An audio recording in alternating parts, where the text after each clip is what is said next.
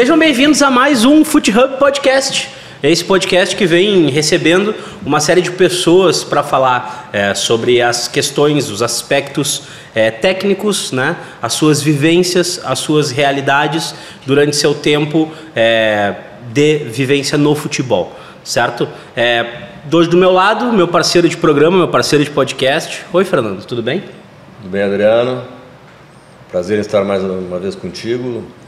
Mais um grande bate-papo hoje com um convidado, que eu já vou me apressar em apresentar. Eu quero já de antemão deixar claro que Kleber Correia de Carvalho está na minha seleção de todos os tempos do Inter. E até esses dias eu mandei a ele uma foto com todos eles relacionados.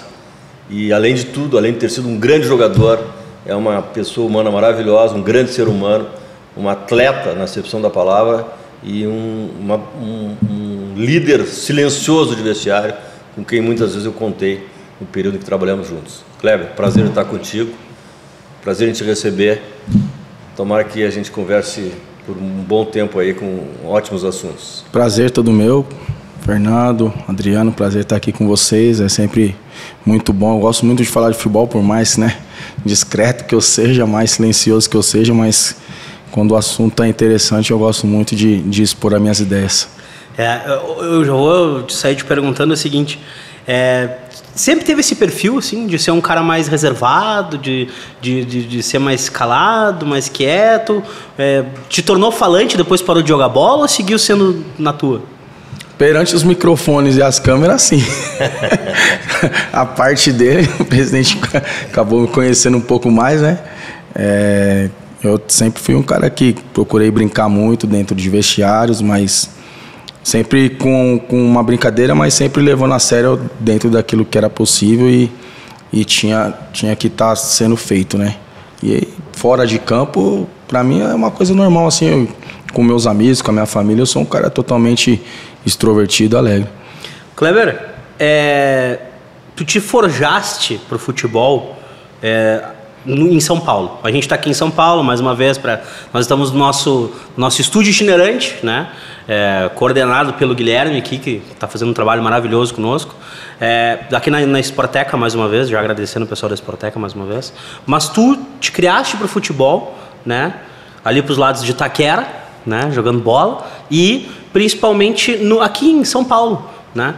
Como é o começo de carreira para um garoto em São Paulo, que é a capital do país, né? Onde as coisas acontecem o tempo inteiro e fervem? Como é essa disputa e como é que foram esses teus primeiros anos na base? Como tu disse, comecei em Itaquera, né, no Elite Itaquerense, que é um clube muito famoso lá no meu bairro. E acredito que antes era muito mais fácil do garoto aparecer, né? Tinha muitos eventos e os clubes grandes sempre iam nos bairros para poder tá observando a garotada, né? E eu tive essa oportunidade dentro do Clube de Elite, que hoje é um clube mais formador de jogadores de futsal, né? Antigamente ainda tinha a base de campo, hoje não tem mais. Então eu consegui dessas avaliações, umas participações que já tinha ido Palmeiras, São Paulo e acabou indo Corinthians e acabou me vendo jogar entre a molecada e eu fui chamado para poder fazer uma peneira, né? Mas tinha essa liberdade dos clubes participar muito dentro das comunidades, dos bairros mais carentes e observar. Hoje é uma coisa um pouco mais restrita, mais fechada, você precisa estar agendando, não é uma coisa que o cara aparece de surpresa como aparecia antigamente, né? Então isso mudou na tua visão nesses últimos anos? Hoje mudou bastante. Eu tenho centro de treinamento, então você acaba tendo que ligar, procurar agendar uma avaliação, não do cara, como eu te disse, chegar de surpresa e ver aquilo que ele gosta e pegar o garoto, né, o familiar e dar a oportunidade, né? Então ficou uma coisa muito restrita e eu acho que isso está limitando muito a garotada de poder estar mostrando seu futebol. Vou aproveitar essa colocação aí e entrar num tema que eu acho muito importante hoje, que nós temos, infelizmente, os meninos que começam, eles já começam nos clubes grandes, eles já começam em campo normal, eles já começam tendo obrigações táticas, eles já começam tendo disciplina tática. E antigamente, e aí a pergunta, como é que foi teu começo? Era terrão, era paralelepípedo, era calçada, né? Domínio de bola tem que ser bom para dominar. Como é que funcionava? Era tudo isso mais um pouco, né? Quintal de casa, reunir com os amigos, enfim. Eu, quando comecei no Elite, era terrão totalmente, então você tinha que ter uma habilidade a mais para dominar, saber o kick da bola. Quando ela ia bater numa pedra, eu ia subir, ia descer, enfim. E no Corinthians também era a mesma coisa, a gente começou tudo no terrão. De início era um treino só na semana, um treino sim, um jogo na outra semana, que era só de sábado. E a gente não tinha essa responsabilidade de hoje, por exemplo, que eu vejo muito, a criançada com 10 anos já tem uma responsabilidade, um compromisso dentro do clube, que não compete a eles ainda, mas que já é imposta, de você ter que ganhar jogos e ser campeões, né? Então a gente, dos 10, quando eu entrei no Corinthians, dos 10 até os 13, 14, você não tinha essa responsabilidade, você tinha poucos campeonatos. Eu me lembro que eu disputei 2 campeonatos, né, nesses 4 anos, que foi o campeonato do falecido Luciano do Vale, que era em Vinhedo, era um campeonato importante, mas aqui não tinha tantas equipes de expressão, né? Teve Corinthians, São Paulo e o Palmeiras na época. E então, tipo, era uma coisa mais tranquila, tipo, até esse tempo aí de 4 anos você tinha uma parte técnica para ser desenvolvida, evoluída, tudo aquilo que eu não tinha na rua, nem no Elite, que não tinha essa parte aí. A gente começou a aprender dentro dos clubes, né? Eu aprendi dentro do Corinthians dos meus 10 aos 14, aprofundar ainda mais na parte técnica, né? Para depois dos 15 começar na parte física, né? Mas tinha uma liberdade para tu criar mais, para usar, tinha menos compromisso do que tem hoje, né? Em ter que estar cumprindo essas funções. Então, aos poucos, eu acho que tu acha que essa liberdade foi se cerceando para a gente conseguir se encaixar nos padrões novos do futebol. Pro garoto, a gente foi perdendo essa capacidade de gerar mais talento em função de ter que gerar mais comprometimento e mais profissionalismo? Quando eu acho assim, quando a Europa começou a ter mais visibilidade para levar garotos jovens, eu acho que essa parte de compromisso foi aumentando, né? Então, tipo assim, eu quero o jogador nesse nível, com essas características. Então, os clubes na base, consequentemente, tiveram que adaptar e fazer uma coisa diferente para que o jogador não fosse lá e voltasse como antigamente era muito visto, né? O jogador ia lá, não cumpria, principalmente na parte tática, e voltava para o Brasil. Então, a partir desse momento que eu vejo que a Europa começou a dar um pouco mais de ideia para o futebol brasileiro, foi quando a gente acabou perdendo tantas revelações, tantos talentos, né? Porque aí começou a fazer jogador para a Europa, não para o Brasil. Eu acho que, e a minha pergunta foi nesse sentido, né? Para constatar essa realidade, eu acho que isso aí que engessou um pouco o nosso jogador de qualidade.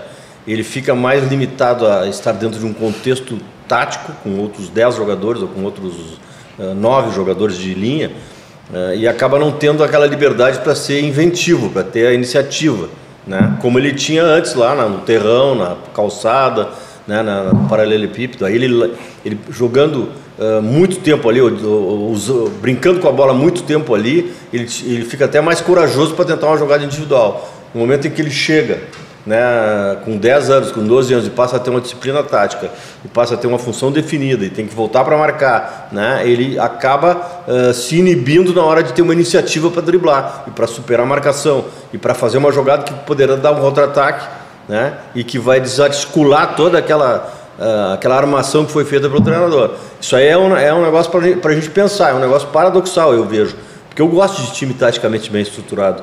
Eu gosto de jogador que marca, eu gosto de jogador, mas também é importante tu ter o jogador com qualidade para superar a marcação e para definir um jogo, às vezes, que está muito difícil, né? Então é realmente paradoxal. Se a gente for pensar até em níveis, né, de forma tática, hoje se joga muito com 3 atacantes, né, e 2 pontas bem abertos, e isso aí o Brasil já tinha muito antes de eu nascer. Se fosse hoje, talvez não existiria um Garrincha, né? Um jogador que eu marquei quando eu estava subindo, que eu acho que foi o cara mais difícil que eu marquei, foi o Edmundo. Não existiria, porque aí o cara, hoje está tudo invertido, né? O cara mais difícil que tu marcou no futebol foi o Edmundo? Eu acredito que sim. Que fantástico. Porque, assim, ele tinha muita técnica, muita força, e além de tudo, era um cara muito imbatível, assim, tipo, você não tinha espaço para Pra você, tipo, subir, que nem eu subia bastante, né? Eu era um cara muito ofensivo. E você sabia que ele ficar lá aberto e, de repente, fazer uma bola e uma jogada e acabar... Ele não te acompanhava. Ele não me acompanhava. Esse é o termo, né? Ele ficava lá. E hoje, o cara que tem qualidade, por exemplo, um tempo atrás, né? O Romero no Corinthians era ídolo da torcida. Porque era um cara que conseguia fazer as duas coisas, né? Mas não tinha uma técnica que nem o Edmundo. Então, tipo, a gente acabou perdendo esse jogador de técnica, de ir pra cima. Por exemplo, quando eu tava lá no Inter, lá o Tyson, menino novo, eu não deixava ele chegar até onde eu estava para marcar, né? Eu já tinha a experiência para falar para ele, não, fica aí, deixa o lateral vir que eu me viro por aqui. Eu acho que hoje já não tem mais, né? O ponta acompanha, o lateral entra para dentro e aí na hora de atacar você não tem um cara para fazer a jogada pro centroavante. Teve esse ajuste, Kleber, assim, em algum momento, assim, no Inter? É uma curiosidade legal de te perguntar. Tipo, não, fica aí, não precisa vir até aqui, eu dou um jeito aqui atrás. Não precisa, não fecha até aqui atrás. Deixa que eu seguro. Não, tinha bastante, até porque, tipo, eu tinha um cara do meu lado que era um fenômeno de marcação, que era o Guinha Azul. Então, se eu tinha ele, eu sabia marcar bem. Pra que eu vou trazer um Tyson atacante, né? Aqui no Corinthians, quando a gente jogava, que foi uma mudança muito, muito rápida e muito aceitável, assim, pela torcida corintiana, que foi quando o Parreira chegou. E a gente começou a jogar no 4-3-3. Eu acho que também embaralhou muitos times, porque não sabiam como marcar, né? E jogava eu e o Gil de um lado. E o Gil também não tinha que voltar tanto, né? Senão a gente perdia o Gil. Eu acho que por isso que deu certo. O Jorge Wagner também, o Ricardinho. Quem? Ricardinho primeiro, né? E aí depois mudou, depois veio o Jorge, veio o Renato também, a Renata Abreu também ficou ali um bom tempo. Então a gente não deixava... lado esquerdo muito forte, né? Muito forte. Muito forte, principalmente com o Ricardinho, que era o cérebro do time, né? Então... E por isso que quando tu falaste sobre o Edmundo, cara... eu acho que a tua descrição, assim, né? Essa tua... Tu nunca foi um cara que quis, assim, nunca te importou com, acho que com rede social, com número de seguidores, fazer coisa, e dar muita entrevista e tal, tudo mais. Mas, pô, tu teve na seleção, tu foi campeão pela seleção. Eu me lembro, cara, tu sendo convocado por vários técnicos diferentes, né? Tu teve, acho que 2, 3, 4 plantéis que foram campeões, Copa América, Copa das Confederações, sabe? E daí tu vem com, o cara mais X que eu marquei foi o Edmundo, sabe? Que é uma coisa que daqui a pouco o torcedor não enxerga dessa forma, como o cara que é multicampeão, experiente, rodado no mundo todo, né, em várias adversidades, dá uma informação assim, eu acho muito bacana isso. Mas sabe que nessa questão do Tyson, daí a gente tem uma ilusão, né? Porque na minha cabeça de torcedor, nessa ilusão, eu me lembro desse Tyson. Esse Tyson começando lá, na ponta esquerda, sabe, puxando o ataque, puxando o contra-ataque, daí claro, depois o cara volta, o cara fica pensando, pô, e aquele Tyson, né? E o Tyson ponta esquerda foi uma criação do Tite, né? Foi uma criação, porque ele não era ponta esquerda. O Tyson, aconteceu o seguinte, naquele Grenal, que o Renan fez aquele pênalti, te lembra aquele pênalti que quando tu já estava lá? 2008 tu não estava ainda? Não, cheguei em 2009. Tu não estava lá. Mas o Tyson era um menino que jogava pela direita, de meia ou de ponta, e aí o Paulo Sérgio, que jogava lateral direito do Grêmio, era um lateral que apoiava muito. E aí o Tite queria encontrar alguém para acompanhar o Paulo Sérgio que pudesse surpreender ele, para ele não apoiar tanto. E aí ele treinou com o Tyson pelo lado esquerdo, fora de posição, para o Tyson marcar o Paulo Sérgio, que ele conseguia, porque ele tinha fôlego, né? E para ele surpreender no contra-ataque pela velocidade. E no fim o Paulo Sérgio não passou do meio campo, ficou o tempo inteiro atrás do Tyson. Correndo atrás do Tyson. E aí o Tyson virou o Tyson, né? E eu já tive uma sorte, jogos antes, né? Que eu fui jogar no Beira-Rio contra o Inter, e eu fui pelo Santos, e o treinador acabou montando um esquema com 3 zagueiros e me dando a liberdade para atacar. Então não tive essa dificuldade de marcar o Tyson, porque era muito rápido. Mas eu queria te perguntar uma coisa, ainda nesse teu começo pelo Corinthians, assim. Em algum momento da tua cabeça, deve ter dado um... Cara, vai dar. Tipo assim, eu não vou ficar aqui, eu vou conseguir chegar. E aí tu começa a tua carreira, fantástica. Com que idade, assim, mais ou menos, em que momento tu chegou, tu pensou nisso, mais ou menos, tipo, não, cara, olha só, eu não vou ficar aqui, eu vou conseguir chegar no profissional, vou conseguir ter uma carreira. Em que momento se deu isso pra ti, assim, tipo, cara, eu tenho talento, eu tenho condição, eu vou conseguir? Eu acredito mais quando eu fiz 16 anos, porque quando eu faço 16 anos, eu seria o segundo ano primeiro ano de juvenil, né? E aí eu comecei a frequentar os juniores, né? E o treinador era o Adailto Ladeira, que era um treinador muito famoso aqui em São Paulo. O Ladeira, aquele ladeira antigo que foi ele. E aí ele acabou me levando para os juniores, né? E eu acabo em um ano sendo titular com ele, mesmo sendo 2 anos abaixo do que teria que ter. E eu jogo uma Taça São Paulo, a equipe não foi tão bem nessa Taça São Paulo, e no outro ano a gente acaba sendo campeões paulistas, né? Que era um título que o Corinthians não tinha, se não me engano, 21 anos sem ganhar um campeonato paulista de juniores. E aí chega o Luxemburgo, né? E naquela época quem comandava o Corinthians, né? O patrocinador master era o Banco Excel. E o gestor do Banco Excel era o Mário Sérgio. Só que o Corinthians acabou trazendo muitos jogadores do Vitória da Bahia na época. E um deles era um lateral. E ele tinha muita força, ele era muito parecido com o Roberto Carlos, um cara que tinha força demais. Quem era ele? Que chamava Kreisler. Kreisler na época. Por que isso? Porque o Excel era patrocinador do Vitória também. Ah, sim. Isso. Eu me lembro da camiseta. Exatamente. Só que aí o que aconteceu? Ele subiu pro profissional, só que ele não era titular. O titular era eu nos juniores, né? E o Vanderlei falou, mas quem é o titular?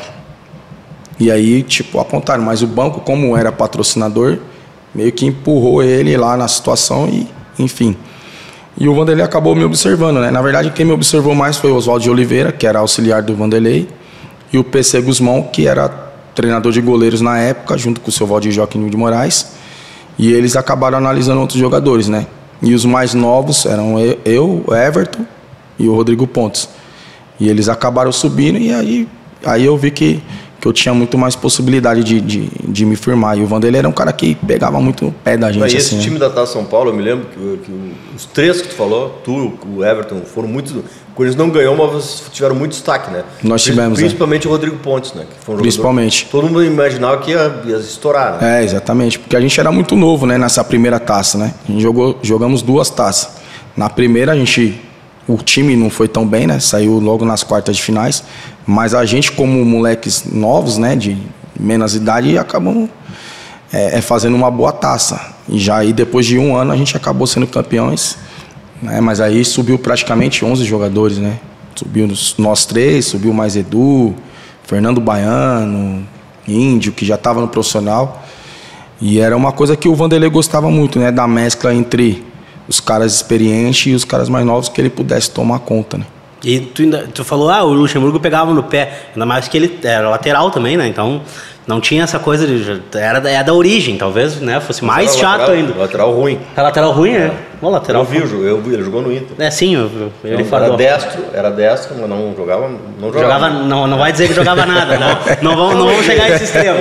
Vamos dizer que ele era esforçado. Ele saiu do Flamengo porque ele era reserva do Júnior, tá? Ele tinha um. Tinha e aí, maestro ali. Não, e aí, Kleber, olha só, daí, nessa questão de disputa de titularidade, tá? A gente tem a tua passagem pelo Santos, né? Claro, Corinthians, daí Europa, daí Santos, né? Isso. E aí o Léo vai pro Santos, né? Volta pro Santos, e que na minha opinião também é um baita jogador de futebol, mas que acho que o tempo comprovou, óbvio que tu está aqui, eu vou dizer, tu tá na minha seleção também do Inter de todos os tempos.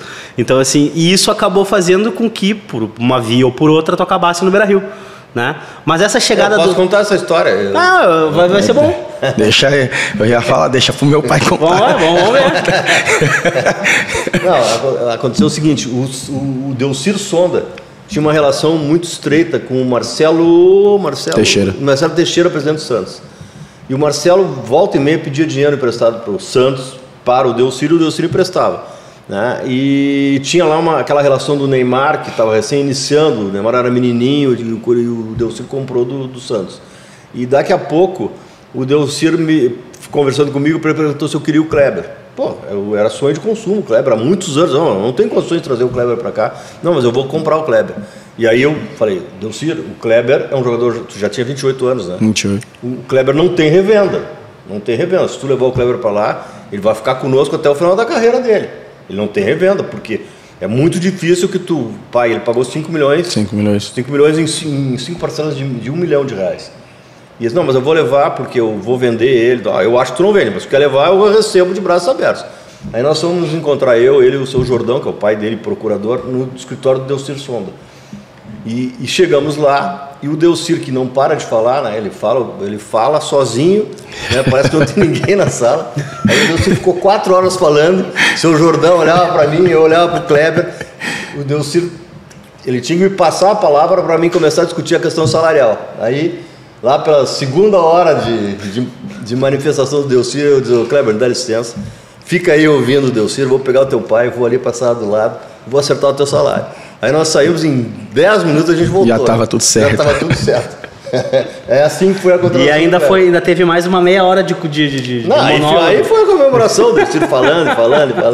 O Delcir é uma figura, estou contando isso porque é uma figura, né? É uma pessoa maravilhosa, mas fala muito, né? Mas ajudou o clube naquele momento, e o Kleber virou um grande lateral, nos ajudou lá em vários momentos. Chegou a fechar a quinta temporada. Foram 5 temporadas de Inter, né? Sim. 5 temporadas de Inter, e para mim, claro que todos os anos foram muito bons, mas aí a gente tem o gol da Recopa, né? Então, o gol da Recopa. E quando tu falaste de futsal, eu me lembro daquele gol que o Kleber faz também entrando na área e dá uma roladinha na bola, eu acho, bate canhota no canto direito do goleiro também, que aquilo ali, cara, pra mim, aquilo ali é aquela jogadinha de futsal, né? Eu acho que, eu não sei, assim, um dos gols mais importantes que ele fez foi numa derrota, do Banfield lá. No Banfield, na Argentina. Se ele não faz aquele gol, a gente não classificaria. Não classificaria. E aí não teria Recopa pra jogar e não teria Kleber fazer gol do título também. Libertadores. Tá bem, tá certo. Não, faz sentido. Pra mim foi muito significativo o gol da Recopa. E foi bonito. Mas esse gol é um gol importante também. Foi o gol da derrota. O gol da derrota mais vitoriosa que a gente teve com o Kleber. É isso? Sem dúvida. Tá, Kleber, ótimo. Acho que as torcidas todas te respeitam. Acho que tu é um cara muito bem falado por todos os torcedores, pela tua história, pelo teu histórico e tudo mais.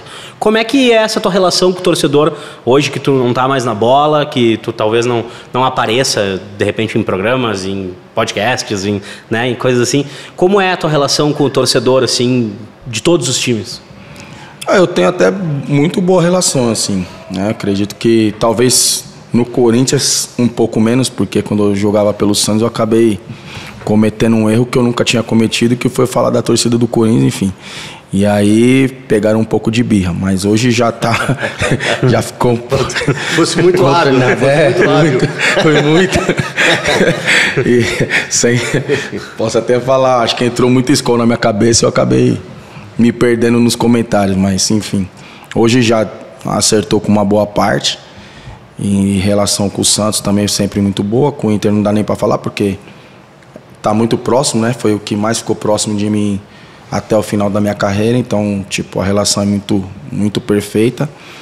E eu fico, assim, muito feliz, é o que eu tento passar pro meu filho, né? Por onde passar, você ser muito profissional. Atleta? Já tá sendo, já tá seguindo os passos do pai. É outro? Não, é destro. Não joga na lateral esquerda tipo Luxemburgo. Não, deixa, o sofrimento já foi para um, não dá para ter 2 sofrendo, deixa se divertir um pouco. E ele, que idade que ele tá? Tá com 16. Não, mas ele já tá... Não, já tá encaminhado, joga pelo São Caetano no Sub-17, enfim. É a coisa que ele gosta, não é uma coisa que eu impus para ele, que é o mais importante, né? Enquanto ele estiver gostando e fazendo as coisas como eu fiz, mas com responsabilidade, eu acho que ele tem um bom caminho a seguir, né? Um dia que eu ver que ele não tem mais essa responsabilidade, não tem o compromisso com a carreira, porque é uma carreira como qualquer outra e você tem que ter o compromisso e a responsabilidade. Então, eu quero te incomodar um negócio aqui que é onde entra o choque de realidade, né? Tu faz a tua carreira ali, treina no Brasil, tem uma rotina de treino no Brasil, tem a tua vida no Brasil, e aí tu vai encarar a Europa, né? Quais foram os impactos táticos e técnicos que tu viu nessa rotina de treinamento, nessa dureza? Como que tu enxergou essa diferença entre aqui no Brasil e Europa na tua passagem por lá? Técnico até que eu não tive muito impacto, porque tu jogou de lateral esquerdo lá também ou jogou no meio? No Hannover eu joguei fazendo 2 funções. Comecei como lateral na primeira linha e numa mudança de treinador eu acabei indo para a segunda linha. Mas pelo lado sempre? Pelo lado sempre, nunca por dentro. E tecnicamente quem me levou foi o Ralf Rangnick, né, que hoje é o treinador do Manchester. Então, tipo, ele não tirou essa liberdade, porém toda a liberdade que eu tinha de avançar, eu tive que me construir como um lateral. Como é que tu compreendia ele? Como é que tu compreendia ele? Tu tinha tradutor? Eu tive o diretor lá era um espanhol, né? O Richard. Tinha trabalhado muito tempo no La Coruña, né? Só com brasileiro, ele que acabou levando todos os brasileiros que foram para La Coruña. Então ele falava muito bem comigo e dava para entender. Fora ele, eu tinha o Vinícius Bergantin, né? Que hoje é treinador, foi treinador no Ituano e já estava lá quase 1 ano e meio já, e compreendia muito bem o alemão. Então, foram os caras que mais me ajudaram. É uma linguazinha danada, né? Muito difícil. Praticamente, não aprendi quase nada. Só o cumprimento? Só o cumprimento. Né? O treinador vinha com umas palavrinhas, ó, isso aqui você tem que aprender. São as palavras que você vai usar. Mas isso aconteceu mesmo, ele me dava um papel, sim. Vai acontecer isso. Depois o resto... Pré-eleição, por exemplo, eu só ficava olhando e o Vinícius me passava o que a gente ia fazer. E se ele tivesse entendido uma coisa completamente errada, tu ia fazer uma coisa completamente errada também. Errado, ia estar morto. Mas não foi o que aconteceu. Graças a Deus me ajudou pra caramba. É um cara que eu agradeço sempre porque me ajudou bastante. Não só dentro de campo, mas fora de campo, porque minha esposa foi comigo. A gente tinha uma filha pequena, né? Tainá, tinha recém-nascido, então foi um cara que ajudou bastante também. E não só ele, mas fora de campo eu tinha o Bernardo, né, que tinha jogado na Alemanha, falava o alemão fluentemente, então também... Bernardão era teu procurador? Era meu procurador. Gosto muito do Bernardão. Quando eu fui pro Inter, ele que me deu o auxílio também, junto com o Sonda, ele que estava comigo ainda. Então, é um cara que, sem palavras assim, até falando de carreira pós-futebol, foi um dos espelhos que eu tive para continuar de uma forma bem correta com atletas, né? E franco com a parte diretiva. Então, tipo, é um cara que me deu muito exemplo bom, que eu sigo para minha vida, né? E, então, tecnicamente, assim, não perdi muita coisa, mas em termos táticos eu tive que aprender muito, né? Principalmente no sistema alemão, que era um sistema que o lateral eu não tinha que ir 10 vezes no primeiro tempo, nem mais 15 no segundo, se aguentasse, né? Eu tinha que ir 2 no primeiro tempo e 2 no segundo e estava bom. Só não podia falhar na parte defensiva. Tu tinha que ter um senso de cobertura muito sério, né? Muito certo. Porque tu ficava na bola atravessada para cobrir o zagueiro, né? O quarto zagueiro, sempre atento, né? Coisa que no Brasil a maioria dos laterais não tinha. Tu sempre teve isso, mas era uma coisa muito reclamada pelos europeus dos brasileiros, né? Posicionamento. Eu ainda tive isso aí um pouco mais avançados, até pela cobrança, como eu falei, do Vanderlei, né? Então, tipo, uma coisa era você ser juniores e ter uma liberdade que o treinador, né, dava, o zagueiro ia lá, cobria aí, e o Vanderlei me ensinou muito a fechar bem o espaço meu, e quando a bola estivesse do outro lado, você fazia o balanço. E na Europa a gente praticamente não tinha que fazer esse balanço. Era você com ponta, e se você tomasse nas costas, não tinha o zagueiro te cobrindo, era você correndo atrás do ponta de novo, né? E era uma das dificuldades que eu tinha muito. E quando eu fui para a Suíça também, tipo, aí já foi uma coisa mais preparada para o meu futebol. Então, tipo, já tinha um zagueiro ali para ficar, o treinador gostava muito, porque ele quis me levar em 2002, ele já queria me levar, né, para a Suíça, e acabou que não dando certo. Então ele já conhecia, ele não me impôs tanto a parte defensiva. E em contrapartida eu volto para o Santos e me tornei um cara meio que estático, meio que robô. Então tudo que o santista queria ver era aquele Kleber que jogava contra eles no Corinthians, né? E o que eu acabei perdendo um pouco. E aí vem a chegada do Luxemburgo. Isso aí tu acha que foi decorrente da tua estada na Europa? Exatamente. Viciou? Eu viciei. Eu viciei a ficar um jogador burocrático completo, um lateral que não precisava subir tanto. E aí... Tanto é que a torcida acaba pegando um pouco no meu pé na minha volta, porque eu não fazia tudo aquilo que eles tinham visto eu fazer, né, de início de carreira. E o Vanderlei, quando ele chega também no Santos, né, ele chegou no final de 2005, começando em 2006, e aí ele acabou me explicando um pouco de como era a lateral do Santos, né, que eu sabia como era jogar lateral, mas de uma forma que eu jogasse pelo Corinthians, eu sabia que eu tinha que fazer quando os cobras falavam, você vai fazer isso e aquilo. E tinha um exemplo do Léo, né? O Léo era um cara muito dinâmico dentro do sistema do Santos. E o Vanderlei acabou me colocando isso. Se você não for dinâmico igual o Léo, você não vai pegar moral. E aí eu acabo me destacando em 2006. Fui até indicado a prêmio de melhor lateral, voltei para a seleção, né? Que era uma coisa que eu estava afastado desde 2003, foi minha última convocação. E aí eu comecei a voltar ao futebol que todo mundo gostava de ver, né? Um futebol alegre, um futebol para frente, que o lateral sempre do Brasil soube fazer, passando por dentro, passando por fora, com liberdade que o Vanderlei me dava. Sabe, tem uma coisa que eu volto, eu insisto, porque eu acho muito legal que, se eu não me engano, eu acho que tu foi para a seleção com o Filipão, aí depois com o Mano e depois com o Dunga. Ou ao contrário. Ao contrário. Dunga e depois o Mano. Depois Mas o Mano, né? O Mano, na verdade, eu fui só para aquele jogo, aquela taça que é dos campeões, né? Sim. Brasil e Argentina. Não foi e aquele jogo que foi a final da taça da Copa do Brasil, que tu não jogou o nosso. Ali foi com o Dunga, foi Copa das Confederações. 2007. 2009. 2009. Tu e o Neymar não foram? Eu e o Neymar. Meio time. E tu não jogasse, e tu acabou não entrando no jogo? No primeiro jogo não, só entrei no segundo. Não. Tu foste convocado, mas não entrou no jogo da seleção. Eu comecei como titular na Copa, e aí depois no segundo jogo o Dunga acabou mexendo, né? E aí eu não joguei mais, não entrei mais.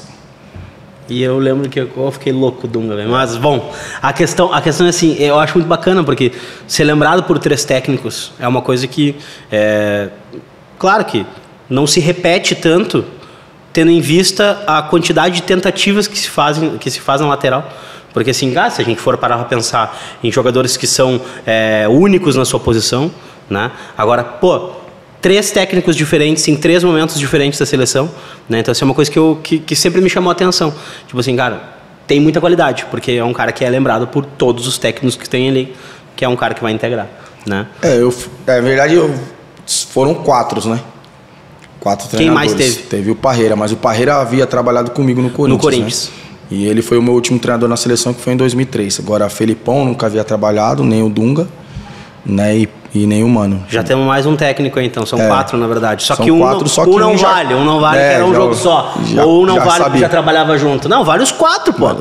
4 treinadores lembraram de ti 4 vezes, né? Kleber, Fantástico. essa história dos treinamentos, qual a diferença lá que tu encontrou em termos de treinamento, principalmente treinamento físico com bola? Que isso depois eu vou relatar aquela conversa que a gente teve quando o Fossati era nosso treinador lá, que a gente teve que dar uma intervida para mudar a questão do treinamento com o Valenzuela. Mas lá na Europa, como é que era a questão do treinamento? Qual foi o impacto que tu teve? Era muito diferente do nosso aqui? Como é que foi? Eram treinamentos curtos, né? Não havia, por exemplo, que a gente estava acostumado a fazer aqui no Brasil, coletivo, não havia muito coletivo, a não ser de campo reduzido e um treinamento muito intenso. O treinamento alemão era muito intenso, não tinha, vamos parar, vamos mexer, não. Era muito intenso, durante 40, 50 minutos no máximo, mas com intensidade muito forte, que era o que exigia no jogo. E não tinha o tiro de 1000, não tinha o treinamento físico só com o preparador físico, isso não tinha? Eles faziam muito pouco, mas isso aí mais na pré-temporada, tipo 1 vez, 2 vezes, né? Corria num parque, aí te dava um limite de tempo. Mas fazer físico mesmo não era muito. A não ser que eles tinham uma passagem na musculação praticamente todos os dias para você fazer força, né? Não fazer manutenção, fazer força e ir para o campo treinar. Era o que eles tinham. Bom, e depois no Brasil, essa estratégia, não sei se chegasse a pegar no Brasil já essa estratégia de treinar mais com bola, a questão física, na intensidade. Lá no tempo do Inter, lá com o Valenzuela, teve, mas aí a gente fez um negócio meio híbrido, né? Porque te lembra aquela vez que a gente conversou, tu e o Andrezinho? Sim. Que vocês não estavam rendendo, vocês fisicamente não estavam bem, a gente foi conversar e o que está acontecendo, né? E vocês pediram um complemento de preparação física com o Fábio Mascheredian. E aí melhorou, né? E depois com o Celso Roth o time decolou, né? Como eu falei, tem uma grande diferença, né? O treinamento alemão, eles conseguiam colocar o treinamento de peso junto com o treinamento de bola, né? E a gente aqui começou muito bola, tinha algumas partes, né, de peso também, né, com o Valenzuela, mas a parte do time, né, eu principalmente, eu sempre fui um cara que dependi muito do fôlego, né? E era uma coisa que não fazia. E na Alemanha... Tava mal, né? Eu tava mal. né? E eu estava colocado numa função que dependia muito, né? Que ele tinha jogado com três zagueiros e me dava uma liberdade, mas eu não conseguia fazer tudo que ele queria porque o físico não aguentava, né? E na Alemanha não, na Alemanha você fazia o físico, começava com o físico, depois só ia para a bola e com a bola com um pouco de força, né? E eles vieram só com a bola e a força dentro, né? Então, o físico que a gente fala, que são as corridas longas, para o cara ganhar um pouco de caixa, de pulmão, eles não colocavam. Então, foi uma das coisas que a gente acabou abrindo a conversa. E aí deu uma melhorada quando o Fábio pegou a gente, né? Depois quando o Fábio assumiu ele como titular, aí decolou, aí você subiu. Aí decolou, principalmente, não que a gente tenha só sido campeão na chegada do Celso, mas como o Celso teve esse tempo de um mês, né, parada da Copa, ele trabalhou bem, e as 2 primeiras semanas eu me lembro que o Fábio puxou bem a nossa equipe, e aí a nossa equipe acabou decolando mesmo fisicamente, né? Bom, mas na Europa tinha essa diferença, então, em relação à prática do Valenzuela. Tinha uma era mínima diferença, né? Mas tinha. Porque hoje o que a gente nota é que a maioria dos treinadores com preparadores físicos estão trabalhando da maneira europeia, né? Agora, tipo, todo mundo se encaixou, né? Eu acho até porque no centro de treinamentos aqui no Brasil evoluiu muito, né? Até de maquinários também. Aqui em São Paulo, principalmente no Corinthians, que foi o que montou uma estrutura fenomenal por causa da chegada do Ronaldo também, né? Então ele trouxe muito aparelho, muito tecnologia para o departamento médico do Corinthians poder dar uma avançada, né? E aí logo eu também saindo do Inter, o Inter também já com Carraveta também já estava montando uma outra estrutura. Então, tipo, a adaptação ficou mais fácil, né? O jogador não ter que ir só para campo para correr e ter uma força física a mais. Kleber, e como é que a carreira do jogador, tivemos a ascensão, tivemos esses anos de vários títulos, as convocações, e aí começa a chegar no terço final aí, né? No terço não digo até mais próximo ainda, né? De tu ter que tomar a decisão de parar, né? Como é que foi isso pra ti? E em que momento tu pensou, cara, vou parar de jogar bola e o que eu vou fazer na minha vida? Assim, na verdade, o ano de 2013 não foi tão bom pra mim, né? Fisicamente falando, né? Eu caí muito minha parte física e acabei tendo lesões no Inter que acabavam... Teve uma em 2012, eu acho. Tive uma em 2012. No final de 2012 que tu ficasse, tipo assim, acho que os últimos 2 meses, 3 sem jogar. Isso. Eu me lembro e aí logo no início de 2012 no 13 eu tive uma outra que eu fiquei também 2 meses parado, né? Que foi um rompimento no tendão, mas era um tendão auxiliar que voltaria rápido. E essa lesão aí acabou já começando a me descompensar fisicamente, né? Por mais que sabe, a capacidade do professor Hélio de recuperação era enorme, mas o meu corpo já estava começando a sentir. Então, e já havia, tipo assim, eu sempre tive na cabeça que antigamente o jogador parava com 34, 33 anos. E eu acho que isso aí ficou tão na minha memória que quando chegou depois, né, com 33 já tendo essas lesões, e a gente já tinha um pré-acordo, eu e a diretoria, de não renovar para 2014, né? E aí, tipo, o ano, tipo, pra mim já foi meio que, até psicologicamente, já foi me afetando bastante. E as lesões não pararam de vir, né? Então não era coisa, culpa de departamento médico, nem minha mesmo. Era coisa que a lesão vinha, e aí eu jogava um jogo e ficava 3 fora, né? E aí voltava, recuperava, ficava mais 2, 3 fora. E aí quando eu saí do Inter, infelizmente não veio também propostas que eu falasse, pô, esse clube aqui vai me dar uma estrutura parecida com a do Inter para eu conseguir me manter e me recuperar e poder jogar meu futebol. Não veio. Então eu fiquei praticamente final de 2003, término do Campeonato Brasileiro, até eu chegar no Figueirense, eu fiquei 7 meses parado treinando em academia e com um amigo meu que me dava treino, mas não era uma coisa pro futebol. Não é a mesma coisa. Não é a mesma coisa. Até fui pro Figueirense, fiquei 1 mês treinando, acabei entrando rápido em forma, né? Era o Guto na época, ele falou, pô, negão, você tá voando já de novo, você tá igual os caras, mas...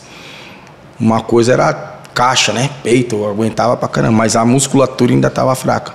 Tanto que eu fazia muito reforço antes dos jogos, né? E a gente teve uma sequência de 5 jogos logo quando eu cheguei, que foram 5 jogos pesados pro Figueirense, né? E no último eu acabei me lesionando. E ali, quando eu me lesionei, eu falei, vou parar de jogar. Eu queria até... Quando eu teve a possibilidade do Figueirense, eu queria até um pouco mais, meus 36, 37, mas enfim. Quando eu me machuquei, tipo, 4, 5 meses para se recuperar, eu decidi parar de jogar. Eu nem imagino o tamanho dessa decisão, é uma pergunta boba até, foi uma decisão difícil. Sem dúvida é uma decisão difícil, parar de fazer o que gosta. Mas eu quero entender, assim, quanto tempo tu levou para absorver essa decisão, né? Tipo assim, conseguiu absorver de imediato, tipo, tava com a cabeça madura para essa decisão, ou assim, tu tentou ainda empurrar um pouco, protelar isso, não, quem sabe eu espero mais um mês, tento recuperar mais um pouco, né? Foi difícil de absorver? Eu acho que foi mais difícil para minha família, né? Meu pai, que sempre acompanhou, até trabalhava comigo na época, de entender que era o meu corpo que tinha pedido para parar, né? A minha cabeça também já estava estagnada de algumas coisas do futebol na época. E eu trabalhava com o Gilmar Veloso também na época, né? Ele era meu empresário. E eu acabei conversando com ele, e nessas conversas eu falei que a minha mentalidade seria ser empresário de futebol na época, depois que eu parasse. E ele acabou me dando uma ideia que eu gostei, né, de ser um braço dele aqui em São Paulo, né, ter um escritório físico que ele tomasse conta, né, e que eu fizesse as correrias de jogadores, né, que na época o Pato já estava no Corinthians também, fizesse a correria aqui e trabalhasse com ele. E foi uma ideia que eu comecei a amadurecer, tipo, em meados de março de 2014. Ou seja, então eu abri o escritório e continuei treinando para ver se eu tinha alguma possibilidade de arrumar um clube bom, né? Só que eu coloquei 2 amigos meus trabalhando e fui pro Figueirense. Então, tipo, quando eu decidi parar... O escritório estava ali, pronto. O escritório já estava aberto. Então, tipo, eu não fui dormir falando, putz, será que amanhã eu vou conseguir alguma outra coisa? Não, fui dormir falando, ó, vou entrar no escritório, vou sentar na minha cadeira e trabalhar. Vou seguir trabalhando. Vou seguir trabalhando, dentro daquilo que eu queria para pós-carreira, entendeu? Não queria estar dentro de um clube, nem treinando, nem sendo dirigente. Queria uma coisa mais próxima da minha família, dos meus filhos que estavam crescendo, e acabei abrindo escritório. Então, na minha mente nunca teve, putz, acho que dava para ter ido um pouco mais. Não, simplesmente eu entrei dentro do escritório e continuei trabalhando. Amanhã tem trabalho e tá tudo certo, botar o despertador e vamos Só mudou ser a parte chata, né? Que é uma coisa que eu tenho dificuldade, de ficar ligando e falando, ó, tô aqui, vamos fazer isso. Aí aos poucos não teve jeito, né? Tive que fazer. Tá, mas essa tua parceria durou quanto tempo? Eu fiquei 1 ano trabalhando com o Gilmar. Pegando bastante experiência, né?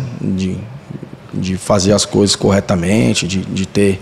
Ele me apresentou muita gente também, né? Não que meu nome não precisasse, mas uma coisa é ser apresentado como atleta e outra como dirigente ou como empresário, né? Então foi muito bom para o início da minha carreira. E aí, hoje tu tens a tua própria empresa? Hoje eu tenho a minha própria empresa. E o centro de treinamento? E o centro de treinamento, que o centro de treinamento a gente já tem desde 1999, né? A escolinha.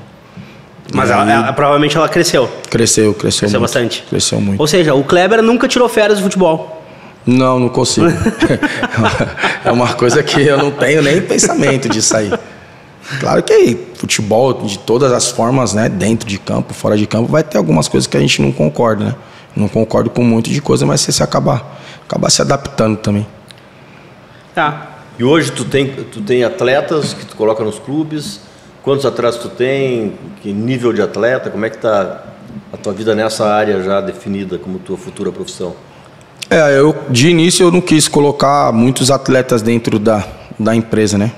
Eu queria que o que eu tivesse fosse de qualidade e ter também um trabalho de qualidade para eles, né? Que foi o que eu sempre tive, né? Trabalhei só com um cara que me deu qualidade de trabalho, né? O Bernardo, o seu Juan, o próprio Gilmar me deram qualidade de trabalho. Então, essa atenção eu queria dar de início, né? Claro que as coisas vão surgindo naturalmente porque vai fazendo um trabalho de boca a boca, né? É um atleta ou é um pai de um atleta que vai te indicar e vai falar para conhecido deles que o trabalho está sendo legal, e a gente acabou crescendo, né? Então hoje profissional a gente tem 4 atletas e a base aí já estamos com quase 12. Então... É um bom número já. Bom número. Tá legal o trabalho. E a ideia é... tu queres expandir? Não tem como, né? Como eu falei, como é um trabalho que você acaba fazendo bem feito... E tu quer fazer só tu ou uma equipe? Ou é o Kleber mesmo que vai lá e liga e fala com o pai? Não, a gente já tem uma equipe. Visita, não sei o quê. Porque é isso, né? Equipe, é essa rotina, não adianta, né? A gente já tem uma equipe legal, né? Que dá esse suporte, que cada um na sua parte, né? Então hoje eu tenho o Carlos, que faz uma parte de poder avaliar os atletas, né? Tem o Sérgio, que faz toda a parte de poder estar acompanhando principalmente a garotada, e eu fico mais fazendo a parte dos caras profissional. E qual é a diferença? Qual é a parte?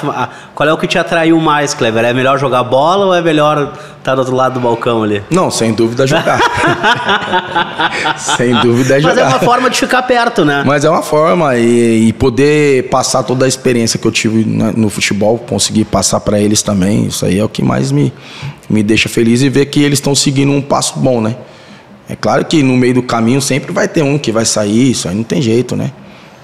Eu deixo bem claro, o dia que você estiver descontente com alguma coisa, né, e quiser trocar também de empresa, fica à vontade. O que eu não posso perder com você é a relação de amizade, de carinho, de confiança, né?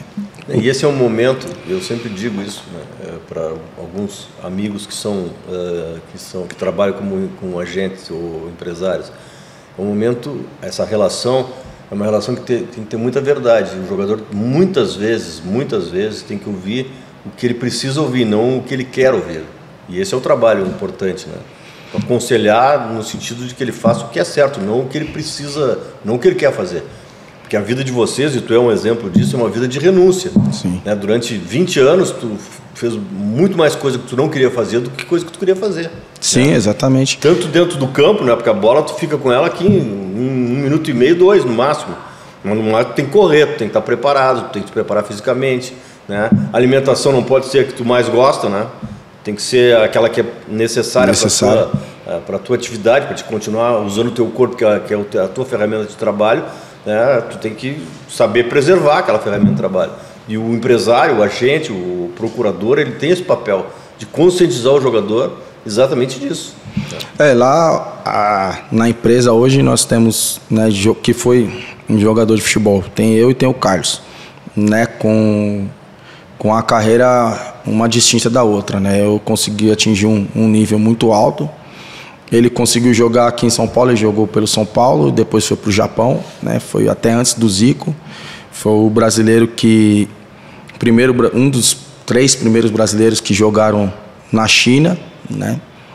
Então, a gente mas não teve uma carreira sólida igual a minha. Então a gente consegue dar esses 2 exemplos para quem chega na empresa, né? De como você se comportar para ter um sucesso maior, de como chegar numa seleção. E se você não chegar, você também tem como ser um jogador, conseguir lá né, ter um destaque. Ter um destaque e ter a sua independência financeira, que é o futebol, eu acho que talvez seja o mais próximo de você poder ajudar a sua família o mais rápido possível, né, do que as outras funções, enfim. Então a gente consegue dar esse parâmetro das duas potências que fomos, né? Eu e ele. Como é que tá de tempo aí? Não, vamos encaminhar, mas eu queria te dizer mas o Kleber segue igual, cara. Eu acho que o Kleber, olha, não mudou nada. Desde o dia que ele saiu do Inter até hoje é a mesma pessoa. E segue magrinho. Podemos botar, se treinar 2 semanas, eu acho que ele farda, hein? Não farda mais, tu acha? Não fardo. Tá jogando bola, louco, Kleber, assim, com os amigos, batendo uma bolinha, aquela coisa, ou tu é muito competitivo nisso, não? Eu brinco. Eu tenho um clube aqui que até me chamaram para ser o representante deles, né? Um clube muito importante também na Zona Leste, que é o Clube Esportivo da Penha. Então eu tenho a parte de marketing que eu acabo fazendo lá pro clube, né? Jogo lá de quinta, de sábado, e lá no meu campo também, que é uma galera que eu jogo desde os meus 17 anos. Então, todo domingo a gente tá junto. E deve ter aquele cara que não levou o futebol adiante, mas entre os amigos ficou pensando, esse aí teria dado certo, ó, esse aí é aquele cara que tinha bola no corpo, mas não seguiu adiante. Tem, né? Temos. Tem, né? Bastante. Sempre tem, mas esse aí, graças a Deus, levou adiante, né? E chegou onde chegou. Acabei sendo o representante deles, né? Que bacana. Cara, eu queria te agradecer, obrigado mesmo de verdade pela tua presença aqui conosco. É muito legal ver. O Fernando fala muito bem de ti. O ser humano que tu é, cara. Então eu queria te agradecer, dizer que no FootHub, no nosso podcast, em todos os nossos meios de comunicação, de conversa, tu é sempre muito bem-vindo, né? Então fica à vontade para estar conosco sempre que tu quiseres. Tu és nosso convidado de honra sempre. Não, eu que agradeço o convite. Ele sabe disso, que o pedido dele é uma ordem quando ele fala com... E ele sabe de vários atletas que se ele pedir, a gente faz o possível e o impossível para estar junto. Com muito carinho, muito respeito, tanto da minha parte como da parte da minha família, enfim. E o dia que precisar, a gente está por aqui. Bom, cara, eu quero te agradecer mais uma vez. A nossa relação, que durou ali 3, 4 anos, mostrou vamos dizer assim, uma afinidade muito grande, né? Exatamente porque tu é um profissional acima da média como profissional, e como jogador foi extraordinário. E repito, vou te mandar aquele quadro com a seleção de todos os tempos do Internacional. Vai colocar lá. Vou colocar na parede. Eu tenho a foto lá da final da Recopa, né? Do gol. E esse aí também vai ser um presente que vai estar lá colocado na parede. Muito obrigado. Está sendo feito. Já te mandei a prévia, que não está ainda definida, mas está sendo feito. Tem que mudar só aquela cor lá que eu te falei. Um tá branco, é melhor colocar eu que tá neguinho. Não, mas tá resolvido aquilo ali. Tá bom então. Pessoal, esse foi mais um podcast do FootHub, um FootHub Podcast. Hoje com o Kleber, recebendo o Kleber aqui, que foi um extraordinário jogador de futebol. A gente agradece muito a presença dele e agradece muito as mensagens de vocês. Então a gente pede que vocês se inscrevam no nosso canal, que vocês estejam aqui conosco e que entrem nesse debate também, que eu acho que o gol mais importante do Kleber foi o gol da final da Recopa. O Fernando acha que o gol mais importante foi o de uma derrota. A derrota mais vitoriosa que nós tivemos. E tá tudo certo. Então, até a próxima. Nos vemos aqui. Um abraço. Tchau, tchau.